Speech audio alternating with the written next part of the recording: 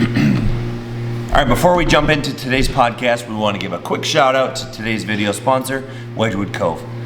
Wedgwood's an 18-hole championship-style golf course that has a full bar and restaurant. They got an event space in the back, a full high-def golf simulator in the basement, and a pro shop that's loaded up with all the hottest golf gear to keep you situated for this year and seasons moving forward. When you make your tee time at wedgwoodcove.com, be sure to tell them that Mikey or Peej sent you. And with that, let's jump into today's podcast. Ain't nobody smooth like me. I don't flash C notes, that's too high key. Keep it all down low. Attention! Teeing off at hole one. The very versatile, the very tall, the very good looking, Mikeypolis!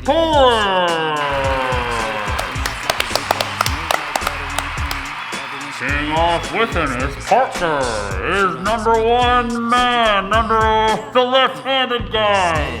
The one who can stroke it down the middle. It's Peej!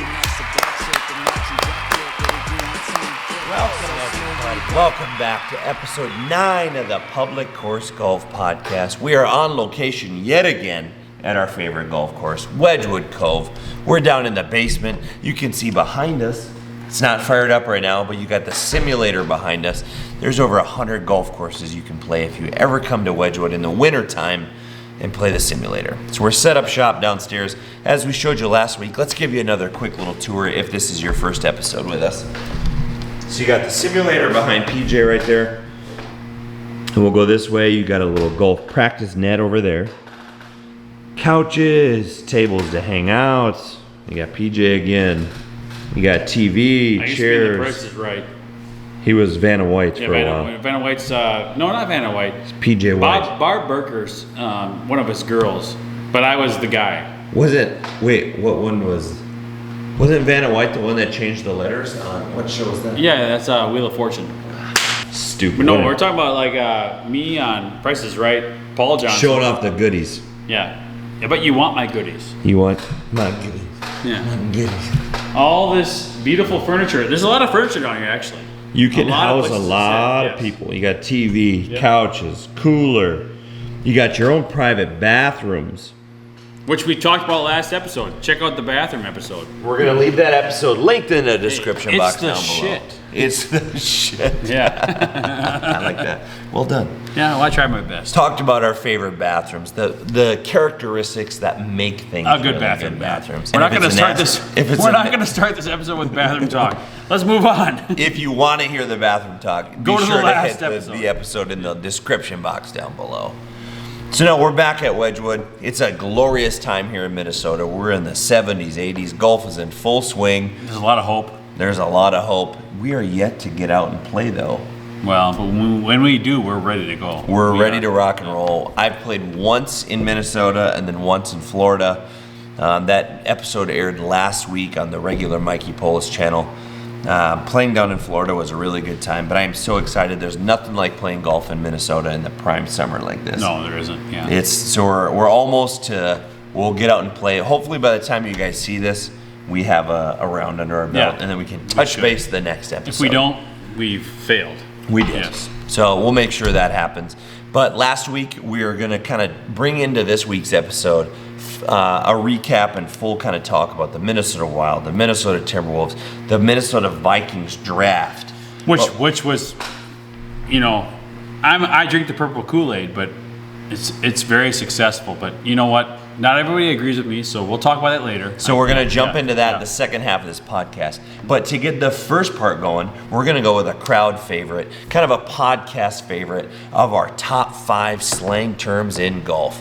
So we're going to cover our own top 5 that we found that we really like. Yep. And then we're going to jump into some submitted slang terms that, again, Riley Worth, you're a champ. Thank you so much for commenting these down below. So we're going to touch base on those next. Well, let's jump right in to number 1 of this week's episode of slang terms. So number 1 is Army golf. PJ, tell the guys what Army golf is. Left, right, left, left, right, left. Well, it's me on the course, actually. When you hit it to the left, and you hit it to the right, hit it to the left, back to the left. right. You never, ever, ever get it in the center until you get to the cup, but maybe even you don't even get it in there. I don't know if you actually finish the hole. But I think if you get close enough, you just say it's one of those. What we talk about where it's like a gimme hole. Well, the gimme gets bigger and bigger and bigger and bigger. Yes. So especially the latter half of a round, if all of a sudden you've had 6 feet out. You've had a bunch of. You know what? That's the closest you've been. So we're going to give that to you. Yes. Mike, you're fine. 8 feet, you're fine. Yeah, that's the best you've been. Take it. We're not pace of play right now. Patrick Cantlay is better than us right now. Our pace of play is. Yeah. If Patrick Cantlay is like the measurement, right? Yeah. You're slower than that, you're bad. We'll just call that good. You just pick it up and call it good. But left and right and left, and it actually comes into play because when you think about it, you're on your left and you're going to say, you try to overcompensate. Then you go to the right, overcompensate to the left. And so that left, right, left golf play is Army golf. And it's when you get two regular public course kind of scratch golfers, you do a little, this is going to be a bonus term, we'll call it. It's cart golf. Yeah. So when all of a sudden, I hit one far over here, then PJ hits one far over here, we can both jump in the cart and we can go to the same spot versus if all of a sudden I hit it here, PJ's in the middle, then we got to go to mine. Then we got to go to PJ's. It's almost worth it to follow your partner because then it's just more fun. You just do a little cart golf. Yeah. So that's a little bonus term. But it does take out the opportunity for you to take a ball out of your bag and just kind of throw it out. Oh, here it is. Here's my ball. Oh. If you're going to the same spot, you can't do that. Right? Yeah. That is one drawback. That is very true. Yeah. So that's one of the terms we've heard, Army golf, and I think a lot of us have played that golf. I think Army golf's a big one here, and especially in Minnesota, we have very unpredictable weather. Yeah. Everything's very unpredictable. Yeah. So Army golf, I think, is pretty common. Yeah. Number 2 this week is going to be big. We're getting into springtime. There's a lot of people at their own homes that like to garden. Okay? You're at your house, you like to get the plants planted. You like to get your garden planted. You like to get the flowers planted. But if you're out on the golf course and you're going to do a little gardening, what does that mean, PJ? Gardening. That's number 2. Well, gardening is when you are out there trying to replace your divot because you have just made a huge divot. You're trying to work with the soil and with the grass. And you're down with your pick and your shovel, and you're trying to say, okay, I'm making this look good again. And nothing grows, but you're just trying to make it look good again. So trying to fill your holes. Fill your holes. Fill your patches. Trying to redo everything you did bad. So gardening. Gardening happens all the time. Golfers should be the best gardeners. They should. You have that much practice ripping up soil and turf. And what's going to happen, though, if you're not going to garden, but you're going to, if somebody says, you know what, PJ, you stiffed that shot, you stiffed it, you're probably not gardening much. You're not ripping up chunks of grass. It's the best way to hit it, and you've got close to the green. Even close to the hole. You're not going to miss your putt. You've stiffed it. You've just said, the heck with the lie, the heck with the ball. You could be playing the X out, top flight, it doesn't matter. You use your club, you stiff it, you hit it right to the green, you're right next to the hole. Those are the shots those are the shots you wish you could always have, but they're few and far between. And when you do hit one of those, it doesn't matter how close you are. Even if you get close enough on a hole, I feel like you're still gonna have, as a scratch golfer, you're still going to have a little bit of a knee knocker of a putt. And those knee knockers, we talked about that last time. And knee knockers are nothing to write home about. And I think some people in a terrifying public course golf, they say, you know what, you're close enough. You're fine. Pick that up. But I think that's one of the drawbacks, and that's one of the things I like to call out about public course golf. Do not say you're close enough, because those putts need to be practiced. But when you're saying like 2 feet or 3 feet, that's still pretty close. Like you can't say to yourself, "Oh, that's a gimme," because we've all seen it. You should make people fill out those putts. That especially when it matters. Like if you stiff it, that means you've gotten close to the hole, and you're going to score pretty good. That's the time when you want to finish it out. If you're going to try to save something because you've hit it bad, that's where I see like, oh, that's a gimme. But like if you're going to try to score a good shot, that's where you say finish it out. Yeah. Because that is where you can grow your game. Like, okay, I was out of this for a while. I stiffed it to the hole. I have a 2-foot putt. I got a par. Well, and how good does that feel, especially as kind of a recreational scratch golfer? when you know, like thinking of best ball. Yeah. When you play with your team and they use your drive, Yeah. they use your second shot, and you've used every shot on that hole where it's like, oh, dude, we use PJs, we use all 4 of his shots. We parred this hole, we birdied this hole strictly on your shots. So you know if you played it by yourself, you'd birdie it. Yeah. It feels so good to finish out that hole. Yeah. And when you can cap off those putts, that feels good. I think both of us, when we play good holes, I think when you get within 6 inches, you still want to finish it out, because like that is you finishing and saying, I've conquered that, I've finished that. Nobody has any, Nobody can say anything about it. Contentious stuff. Yes. And we talked about that last week with being able to kind of finish things out. It doesn't matter if it's a 2-foot putt, a 3-foot putt. I feel like as a man, like we talked about, it's one of those, you finish that task, you can check it off your mark. I finished this hole, I went from a good drive, good second shot, I was on the green in regulation. Even if you kind of lipped out on your putt, and then you can tap it in. Yeah. Instead of just taking that lip out, you tap it in, finish it out, you parred the hole, you're good.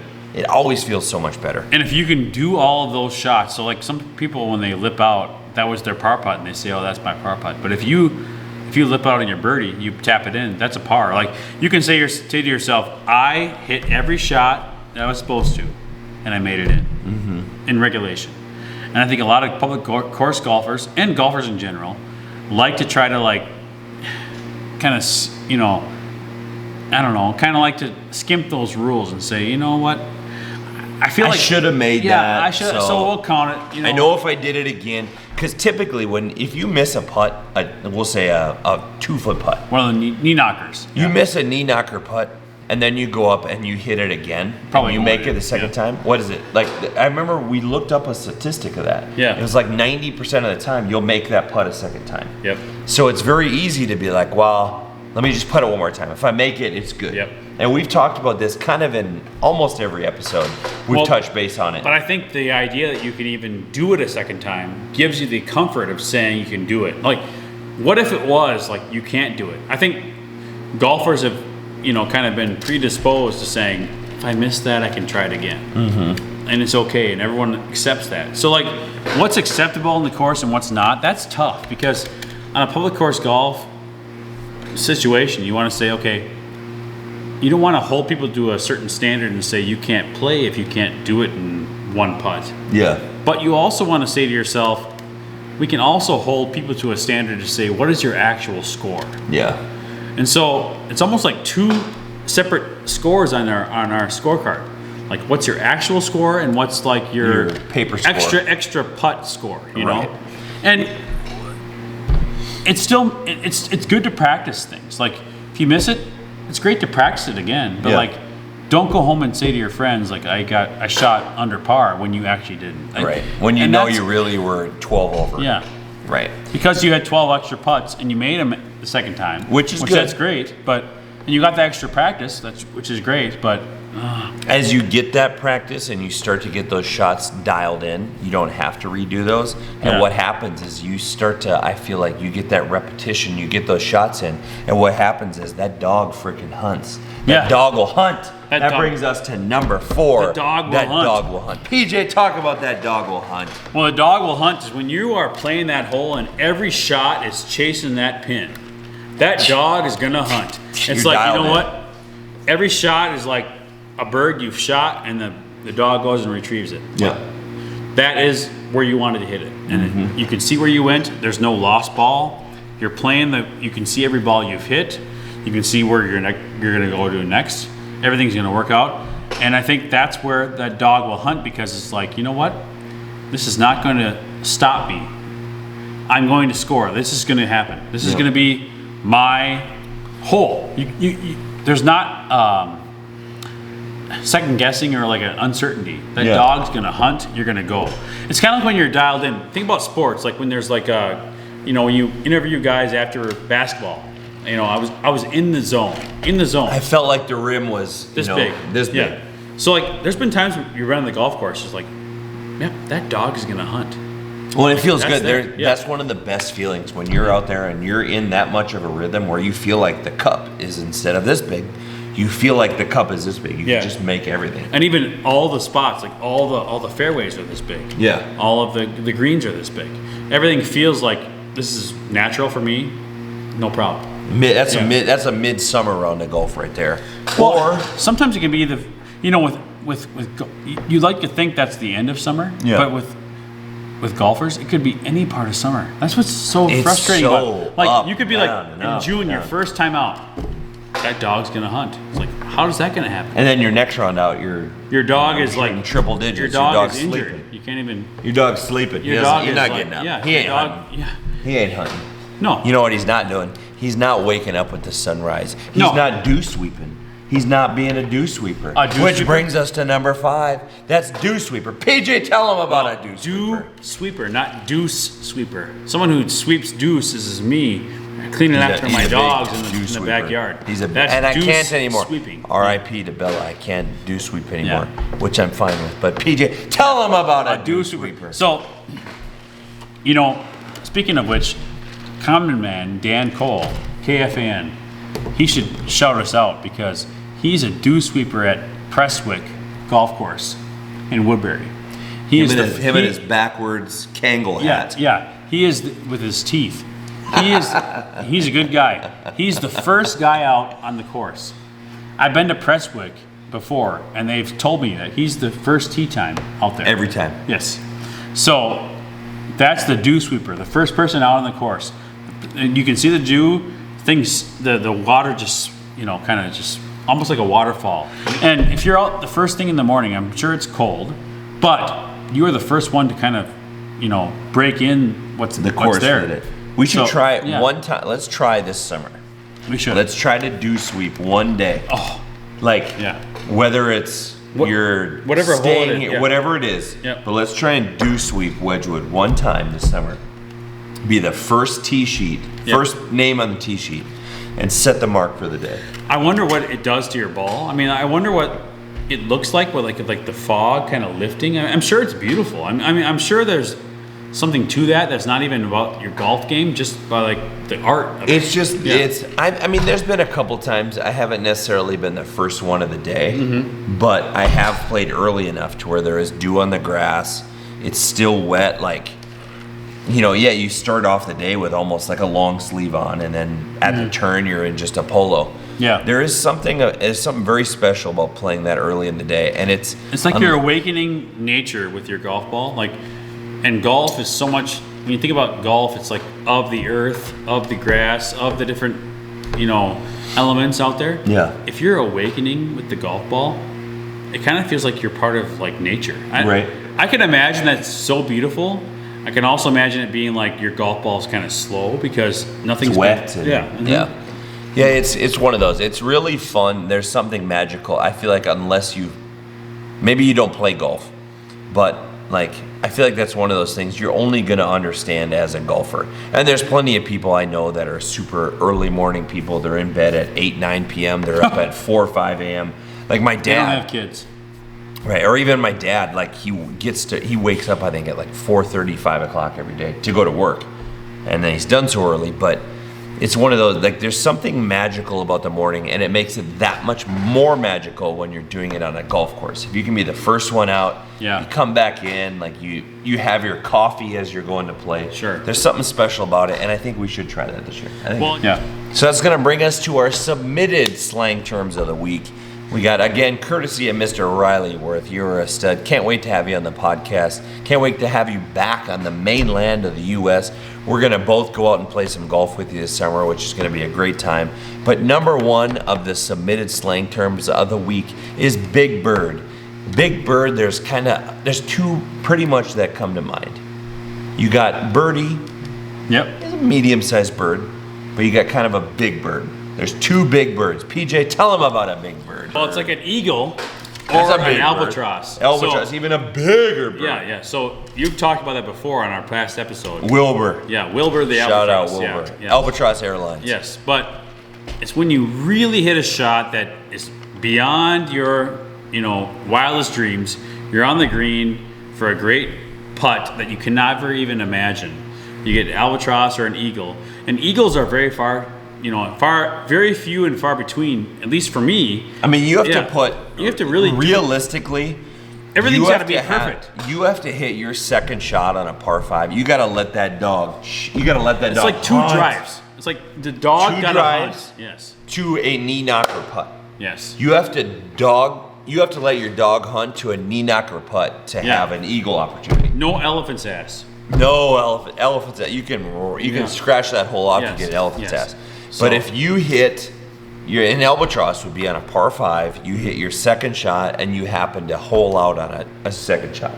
It's been. I will admit, there's been a couple times on a par 5, a shorter playing course. It was like 6,600, 6,700 yards. So it plays a little bit shorter, but even like Good Shot, which was used to be Arrowhead for people in the southern Minnesota area, but.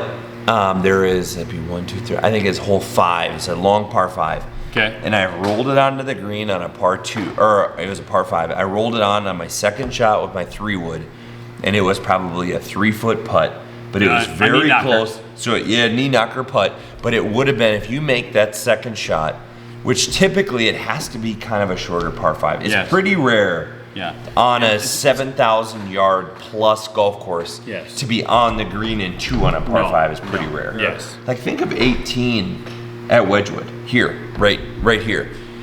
You have a solid first drive, and then to hit a 3-wood onto that green. No, I couldn't. We've both. You probably have to tee it up again. When we've both been in, how right before that green, how it dips. We've both been in that dip, but I don't think either of us have ever been close to being on there. No. And I would say both of us are pretty good golfers. Well, you put us up to an everyday golfer. Yep. I would put money on both of us to hold our own against an everyday golfer. Yep. And I don't think on this course I think plays 7,000, 7,200 yards. To get on the green in 2 is pretty hard. Yes. So I'm trying to think. It'd be hole 4, that dog leg. I know I've been off to the right and close with my 3-wood. It's that one with the water on both sides. Yeah. I've been close to being on, but I don't know. It's hard to do that. No. So before we carry on this podcast, we're going to hear from today's video sponsor, which is Wedgwood Cove. Wedgwood's an 18-hole championship-style golf course that has a full bar and restaurant. They got an event space in the back, a full high-def golf simulator in the basement, and a pro shop that's loaded up with all the hottest golf gear to keep you situated for this year and seasons moving forward. When you make your tee time at wedgwoodcove.com, be sure to tell them that Mikey or Peej sent you. Now back to the podcast. So as we told you guys in the last podcast, we're going to do a little recap of the Wolves, the Wild. They both were out in the first round of the playoffs. And you know what? Like normal. Because of that heartbreak, we're going to leave it at that. Yeah, and we're going to do a quick... Just say, at the end of that, let's go to the Vikings where we're going to sell some hope. We're going to move into the Vikings. We're moving into football season. The Wild, the hockey season's done. The basketball season's done. We're moving to football. Can't wait, especially now Rodgers is out of there. So when we do our Packers-Vikings game, that would be the best quarterback in the NFC is Kirk Cousins. Let's give him a public horse golf. Justin Fields, they say no. So with the Vikings, obviously what just happened a couple weeks ago now is the NFL draft. Yes. So we're into the NFL draft. The Vikings are rebuilding. They're getting into the kind of the season mode. They got their mini camp coming up. Yep. How do you feel? If you guys don't know, PJ is one of the biggest. I feel like as a Minnesota sports fan, we're all big Vikings fans. We're big sports fans. Number 1 sports team in Minnesota is the Vikings. Yep. But I have to say, there's a regular kind of, I would say, diehard Vikings fan, and then there's somebody that I would put up against anybody on sports knowledge, sports trivia, that type of stuff, and that's Mr. Peej Johnson. Wow, what? Put that on my resume right there. I would include that in a resume. So I am so curious to hear your thoughts, because I know a lot of people have gone back and forth about the draft. Do you take Will Levis? Do you trade up and do you take a quarterback of the future? There's a lot of things that go into the draft. We have our new regime with O'Connell and Kwesi. Yeah. You have some big things. So I am so curious and really excited for you guys to hear this brilliant Minnesota sports, especially Minnesota Vikings mind, speak his thoughts about the NFL draft. So PJ, preach to the people. I'm no Mel Kiper, but he's as close as this is Peej Kiper. Yeah, Peej Kiper. This is Peej Kiper, and if you have Mel Kiper that's been doing it for 50 years, the next notch down of the person coming up is Peej Kiper Johnson. Well, preach to the people. So the Vikings are my blood. His blood's purple. I'm yes. pretty sure his blood's purple, and I love them. And so, yes, I get all jacked up for the draft, and I probably drink the purple Kool-Aid a little bit. So there's very few drafts where I'm like, that's a bad pick, because I trust the regime.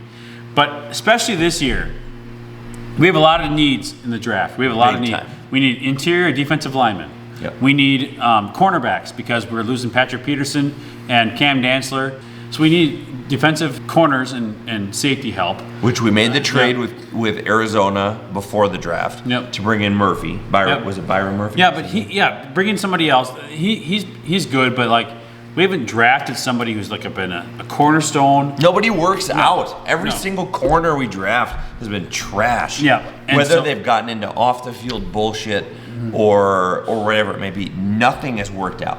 And so everyone predicted the Vikings to do either they're going to trade up for a quarterback to try to replace Cousins, or they're going to draft defense. And when you think about positions of need, Adam Thielen is left, so we need another receiver. KJ Osborne is a good receiver, but not a number 2, I don't think. I think he's a very solid number three. He played up to the number 2 because he had to this last year. So the Vikings said, and I think we're learning about Kwesi. Kwesi is not about the athletic ability or athletic ability matters, but like the measurements, like in the combine, your measurements. He's not about that.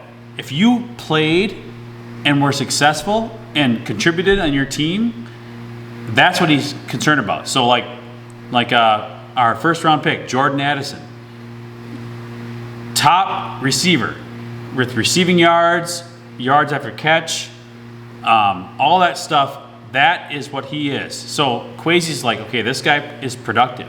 Let's draft him. Mekhi Blackman, the cornerback from USC, doesn't measure up on his 40-yard dash or his vertical, but he played a lot of the snaps. Yeah, and like a 40% completion percentage against receivers he's going to face, that's pretty good. That's super. So Kwesi's about the guys that produce in college and not so much about their, their measurements. There's plenty of freak athletes. Yes. That showed out in the combine. Yes. That had a high 40, that had a high vertical, they got a far reach, they got a far standing long But did they produce on their teams? And that's what Kwesi is looking at. So our first round pick, Jordan Addison is one of the top receivers in the draft. And so we got him where we got him. And it's a position of need. So we got him. People are like, oh, why didn't you go defense? Our defense was so terrible, which our defense was not good. You're right. But now you have a guy who's produced in college, knows how to win, going to come in the NFL, knows how to win. He fits like that slot receiver mode. Jefferson on the outside, him in the slot. That's what you want, and he's going to make an immediate impact. If we didn't have a second round draft pick. No. I know that was Hawkinson, but without a second round draft pick, I'll take Hawkinson over a second round draft pick any day. It doesn't matter. If you don't have a second round draft pick, you want your first round pick to they have to be a starter. It has to be somebody that's going to impactful starter. You can't no hope. That's got to be the person that can come in. And so with Jordan Addison, you're saying that's basically a pick. You're saying that guy's going to come in and you can pencil him in as your second round or your second receiver. Because what happens if you don't pencil him in? Say you go defense. Yeah. And you move Osborne. Yeah. You move Osborne to your 2 slot. Who's your 3 receiver? Yeah. You can't even do it. You got what? Jalen Rieger. Yeah. I mean, who's your 3rd receiver? They didn't even pick his option up though. No. So that's why I think they were surprised that Jordan came down to that pick. And so they said, okay, last time we picked a receiver around 22 or 23, it was Justin Jefferson. We now have fared out quite well. Now we have the guy who's produced at Pittsburgh and USC, is fast, good route runner. That's what you want in the NFL. Now you have two guys. Good luck. Defense is good luck. Yeah, that's what it is. Have fun with that. And when you don't have a second round pick, you can't bank. You have to have somebody that's going to make a difference. And people say, well, why? Back to what I said. Defense is important, but we needed a second receiver. We did bad. That's a big hole. Yes. Thielen's a really big hole to leave open. Yeah, don't count him out. Thielen was a huge part of our offense. I played golf with Adam Thielen for the Randy Shaver Cancer Foundation golf outing. So I've got to actually talk to him one-on-one for 18 holes of golf. And on top of what you all see as an amazing receiver, or as any of us would see as a receiver, that dude was such a cool dude and still instilled in the Minnesota community, with the Thielen Foundation staying here and all that. But it's a really big hole to fill. And in the NFL, you can't just kind of yes, KJ Osborne, I feel like he maybe would have stepped up to it too. But then again, you can't just run on two receivers. You have TJ Hawkinson as a tight end. But what do you do about your third receiver? Well, but KJ is more of a possession receiver. He doesn't have the outstanding speed or the breakability that Jordan Addison does. And we saw it with the Vikings. They started to key on Justin Jefferson. You need to have somebody that's going to take coverage off of him. Yeah. You can't just say, oh yeah, that's no offense to KJ Osborne, but I don't think defenses were saying, okay, we can stop double teaming. You're not planning a game plan around KJ Osborne. I think with Jordan Addison, you're saying, okay, this guy's shifty. This guy can make good route. He can run routes. He can break it. He's got breakout speed to make a touchdown. So now we got to guard him and JJ. So that's going to relieve some pressure when Kirk goes back to pass. He's not looking just at one guy who's going to be. He's got multiple guys to say this guy can break it and go. Which I think that benefits probably Osborne more being a third receiver than a second receiver. He might even produce more. I think he might because you are looking at Jefferson and Addison as your 1-2. Yeah. And then I think that's going to leave. Then you have Hawkinson coming across the middle. Hawkinson's not necessarily a 40, 50-yard deep threat. He's not a blocking tight end. He's a pretty good receiving tight end. So you literally have Jefferson as a 40, 50 yards down the field. Mm-hmm. You got Hawkinson at a 10, 15 yards down the field. Mm-hmm. Now you got Addison making a play like even a bubble screen to Addison. If you watch him in his collegiate career, he is shifty. He catches the ball. He is not somebody who's going to make a mistake. No. That is who you want to offset Jefferson's ability. And that's the same thing. So that's why I'm all, we're drinking the poo-poo Kool-Aid. We're like this. But that's why they drafted him, because he's the best available. And, on a second round pick, you got to nail your first round. You have to get somebody that's going to be impactful. And he absolutely is, because now he's going to be either a bubble screen, and then Osborne's going to be your 25, 30, 35 yards downfield. Yeah. Possession He's going to hit a post route. And same thing that Thielen did. Yeah. Just a sure-handed. Possession receiver, yes. 100%. Yes. So I think they nailed it. Personally, I think they nailed it. And then you got I think we signed probably the best undrafted free agent class that there is. He wasn't afraid to throw money out at guys. Well, what was the dude from? Where is he from? He got the highest guaranteed contract of a non-drafted player ever. Yes. It's like $400,000 guaranteed as his upfront bonus. Yes. As a non-drafted player. And once again, Kwesi goes with not athletic ability, but have you produced where you're at? He's so analytical, and I love it. It's so different than we've had for so many years. Yes. So it's going to be cool to see them all kind of mesh and gel together and see what this group does. O'Connell's a stud coach. There's more talk. We probably should do another. We'll segment. jump in next week. Next week we'll carry on this Vikings all the talk. Beyond our first round pick. We should go back. We should go through the guys we picked, because I think there's reasons for the reasons they picked them. And I think we're gonna have a lot of Vikings talk moving forward on the latter half. As we should, because the Vikings are the Vikings. And as far as you introduced me as being the Vikings fanatic, I am. And the Vikings draft is besides birth of my kids, Stefan Diggs, Minneapolis Miracle. The launch of the podcast. Launch of the podcast. Getting married to my wife. The Vikings draft every year is something that I look forward to. On the Viking season, we've been, how many years in a row now have we done Vikings Packers specifically? Oh. But what, 13 years in a row? Yeah. Pretty much since college? We've been going to the Vikings-Packers game at home. So it's been a big deal. The Vikings are a big deal to both of us, and to all Minnesota sports fans, and to public course golfers in Minnesota. Right? Yep. So it's one of those, it's a perfect thing to pair up with the podcast. That's going to wrap up today's episode of the podcast. We're going to continue on some Vikings talk, some sports talk, some slang terms talk in next week's episode. If you dig this episode, though, be sure to smash that thumbs up button. Hit the red subscribe button to not miss our conversation next week. And with that, we'll catch you guys on the next one.